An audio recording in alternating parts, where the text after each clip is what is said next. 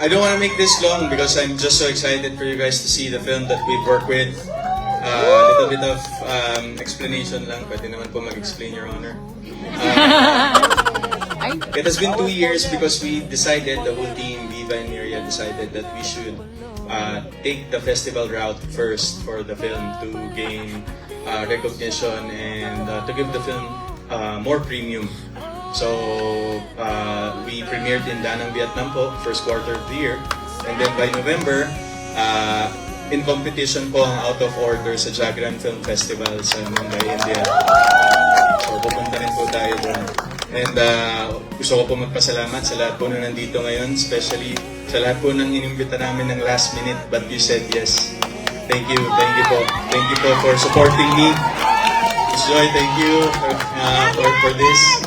And sa mga kaibigan po natin sa press, and of course po ang mga co-actors ko sa industriya. Of course, the whole cast, on behalf of the whole cast and the staff and crew of Out of Order, we thank you for your presence today. And this is a very relevant film nowadays. Who would have thought that it would be socially relevant with everything that has been happening in our society as we speak, as I speak now. But with this film, ang sana pong maging takeaway niyong lahat is the truth is never overrated and the truth will always prevail for as long as there are people who keeps on fighting for the truth. So maraming salamat po. Please enjoy the film, and again, Netflix po. Papalabas na po ang Out of Order, October 2. Thank you so much, guys. There you have it. Congratulations once again to Team Out of Order. And this time, let me grab the microphone, Direct Alden, Miss Francine, and let's take your photos. Group photo mo muna tayo, and then after this one, kasama po tayong lahat. Alright, we'll have a groovy with everybody after this one in 3, 2, 1, 1 more. 3, 2, 1 at viva.com.ph. We would like to invite again everyone to please show your support to Out of Order by sharing and posting your photos and reactions on your social media accounts using the hashtags #OutOfOrderPremiere and #OutOfOrderMovie. Once again, everybody, ang OMB warning po natin kanina, ibig sabihin lang ay bawal pong mag-video at bawal pong mag-picture. Okay, so please put your mobile devices on silent mode and please keep it in your bags. Thank you very much. Isa na ba? Alden! Alright, before we begin, we kindly invite everyone to kindly stand up for our opening prayer. Mamaya na lang.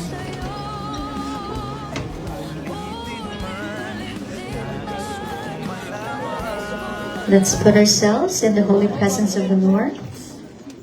Heavenly Father, we come before you with hearts full of gratitude. Thank you for blessing us with the opportunity to celebrate this premiere night. We are thankful for the strength, creativity, and wisdom you have blessed our cast, writer, director, and every team member with as they brought this vision to life. We ask for your continued guidance and favor upon the launch of Out of Order, that it may touch hearts and inspire many. We also lift up Viva Films, Studio Viva, Myriad Entertainment, and all those in the industry, praying for their continued success and growth. May all glory to be with you. In Jesus' name we pray. Amen. We may all sit down. Everybody, let's enjoy the film Out of Order. Tapos yung mga tao, pag bumaha, pag may nangyaring calamity, ultimo family members nila, ultimo buhay nila, nawawala. Kaya nila yun. I mean, how dare they? That's why I'm all for the movement against corruption. Maybe, like what si Sir Vince Hizon of DPWH said, na hindi agad-agad, this will be a very long time because it has been systemic already. So, matagal-tagal, pero kailangan may gumagalaw. Yun eh. Huwag nating hayaan na mangyari na naman sa atin, bigla na lang itong mabaon sa limot. Because of, that's how I saw it. I've been reviewing past corruption cases in the government na parang all of a sudden, nakakalimutan siya. Itinatapalan siya ng iba-ibang klaseng balita just so people could forget. And the Filipinos are not stupid. We always remember. Especially right now with our platforms. So, wag kami. Wag ang Pinoy na yan. Property and all attached rights of the filmmakers have to be respected. This is a reminder to the public that making any copies of the movie out of order is a violation of Republic Act number 10088, Anti-Camcording Act of 2010, and is... Without further ado, maraming salamat. I hope you enjoyed the film. This is gonna be out 5 days from now, on Netflix, October 2, Out of Order. Maraming salamat. Let's have your photos taken with Alvin. Baka mag-selfie agad siya. Magbabalik ka muna. Of course, ang cast, Miss Shai, Helen Baraleo, Miss Yolo Aguila. Ayan, tabi-tabi lang tayo. Friendships, okay? Karakasya ang ating cast. Okay? Babalik pa rin sa yakap mo hanggang sa huling palagi. Bibilin kong maging sa'yo. Ulit-ulitin man, nais kong malaman.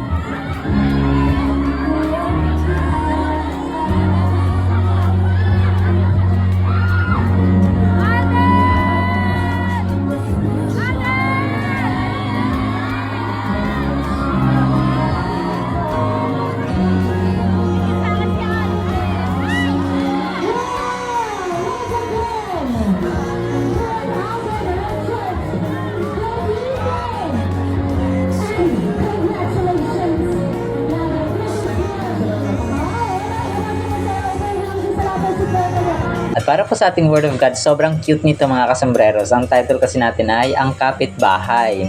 Ephesians 4:25, therefore, putting away lying, let each one of you speak truth to his neighbor, kapitbahay, for we are members of one another.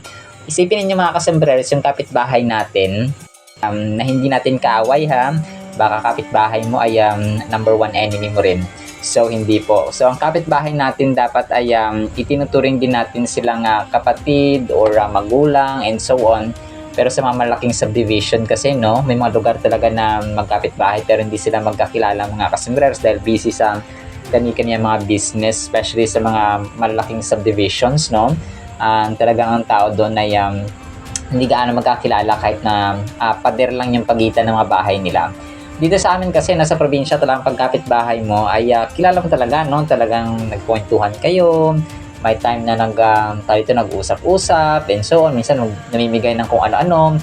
Parang bigayan ba? Tulad kanina, binigyan kami ng atsyal ng aking kapitbahay, mga kasuste, nag-harvest sila ng atsyal.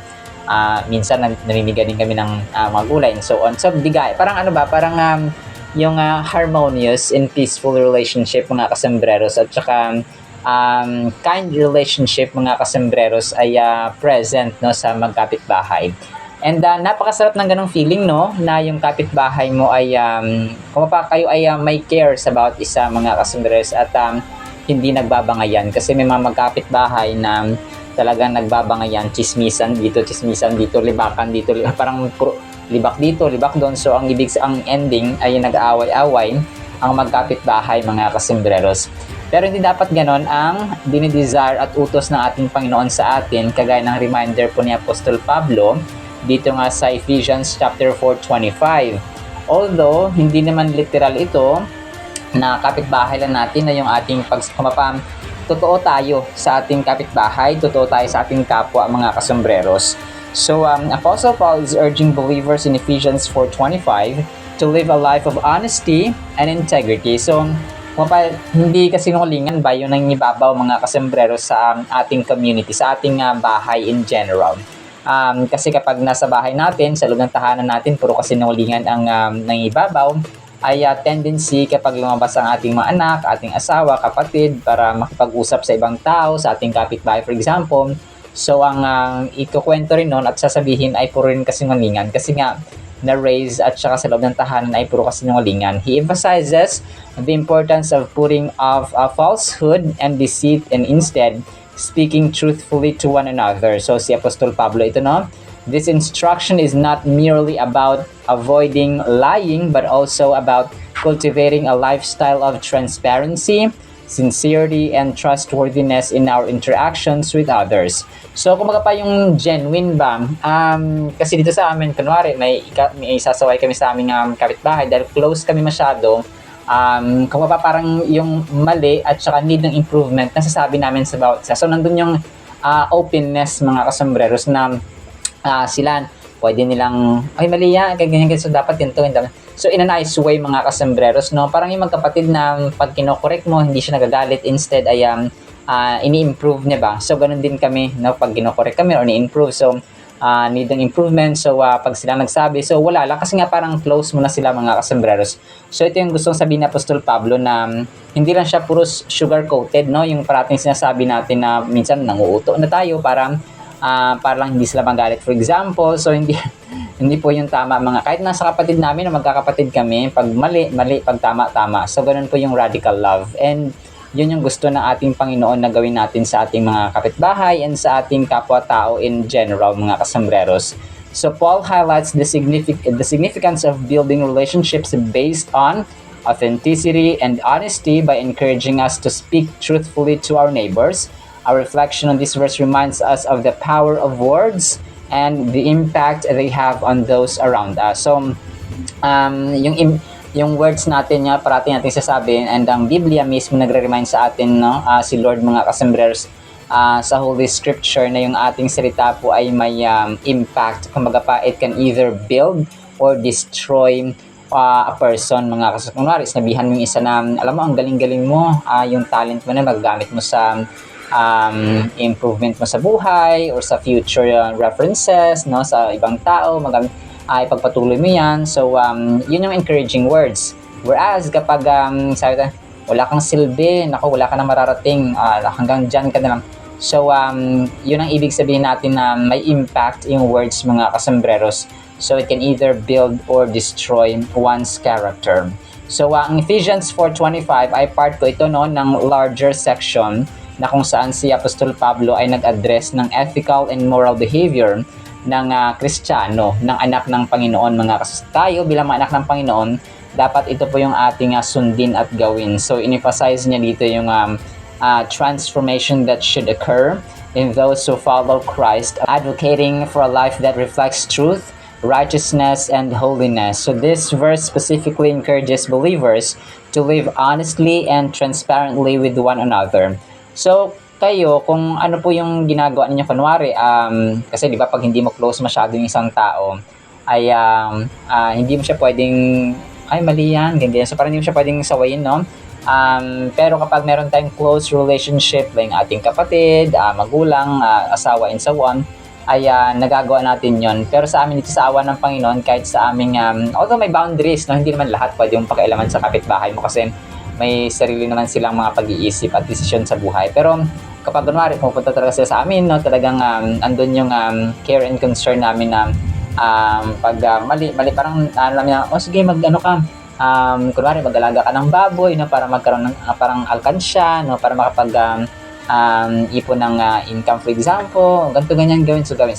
So parang ganon mga kasama, napakasaya at napaka meaningful po ng ganong uri ng relationships sa ating kapitbahay. Putting away falsehood, sabi dito ni Apostle Paul, ang phrase na ito ay nagsisignify ng deliberate and conscious effort to reject dishonesty. So yung mga panlilinlang, hindi honest at hindi tapat na mga activities at mga words ay huwag po nating mapa-i-possess sa ating buhay. It's a call to integrity, urging believers to live authentically. Sabi pa dito sa next phrase po natin, speak the truth with his neighbor, this command highlights the importance of honesty in our interactions. Truthfulness is foundational for building trust and fostering genuine relationships. Kasi nga sabi niya dito sa pinakahuli ay we are members of one another. Kumaga pa sa isang pamilya, parang part sila mga kasmas. Although parang extended family na lang yung mga kapitbahay natin. And bihira na lang yung gano'n, no? Na yung magkapitbahay ay talagang may genuine concern, no? Genuine relationships about sa kasi talagang tayo ay busy na lang sa ating sariling pamilya, sa ating sariling kusina, sa ating mga sariling mga ginagawa, sariling bahay in general mga kasambreros. So ang phrase na ito nag-underscore ng interconnectedness of Christian community. It reminds us that our actions affect others and that we are part of a larger body, the body of Christ, where unity and mutual care are paramount. So yun nga, no, kasi pag hindi sila believers, no, hindi sila nanampalataya kay Kristo, tayo naman nanampalataya, so nagkakaroon talaga minsan ng gap or hindi pag-uunawaan mga customers. But yung naniniwala ako na kapag close kayo ng iyong parang tropa mo lang yung kapitbahay mo, nagkakaroon kayo ng corrections about isa na hindi na-offend at hindi nagagalit ang bawat isa. Makapagsabi ako niyan kasi ako mismo nararanasan namin dito, no, na yung mga kapitbahay namin ay parang partner ng family namin. Although, may mga times talaga na may boundaries ba. So, alam namin yung boundaries na hanggang dito ka lang, dito lang. So, pero nakakapag-open up kami sa bawat isa. So, sana po ay ganun din po sa atin, no? Sa ating mga kapitbahay dyan po sa ating mga subscribers. Alright, so yun lang po sa ating Word of God, ha? No, po ipagpalaan po tayo ng pag-ibig, pananampalataya, pag-asa, genuine and authenticity mga kasumero sa ating mga kapitbahay or neighbors. In Jesus' mighty name we pray, Amen and Amen. See you next segment mga swesen pa. Alam po. I love you.